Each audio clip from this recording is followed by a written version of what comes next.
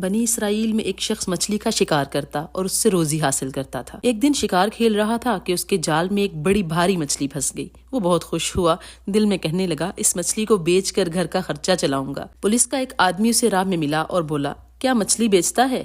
وہ دل میں کہنے لگا اگر کہتا ہوں بیچتا ہوں تو آدھے دام دے گا، لہٰذا اس نے کہہ دیا میں فروخت نہیں کرنا چاہتا۔ پولیس والے نے اس زور سے اس کی کمر میں لکڑی ماری کہ مچھلی ہاتھ سے چھوٹ گئی اور وہ درد کے مارے تڑپنے لگا۔ پولیس والا مچھلی اٹھا کر چلتا بنا۔ شکاری بے حد دکھی ہوا، اس نے اس کے حق میں بد دعا کی، کہنے لگا اے اللہ تو نے مجھے کمزور اور مسکین پیدا کیا ہے اور اسے طاقتور اور جبار بنایا ہے۔ اے اللہ تو اس سے میرا بدلہ لے لے، میں آخرت تک صبر نہیں کر سکتا، اسی دنیا میں میرا بدلہ لے لے۔ وہ شخص مچھلی لے کر گھر گیا۔ اس نے بھی مچھلی کو پکانے کا ارادہ ہی کیا تھا کہ مچھلی نے اسے کاٹ لیا، جس سے وہ سخت بے چین ہو گیا۔ تکلیف پر صبر نہ کر سکا تو طبیب کے پاس گیا۔ طبیب کہنے لگا اس انگلی کو کٹوا دو، کہیں ایسا نہ ہو زہر آگے پھیل جائے۔ چنانچہ کلائی تک ہاتھ کٹوا دیا، لیکن مرض پھر بھی آگے بڑھ گیا۔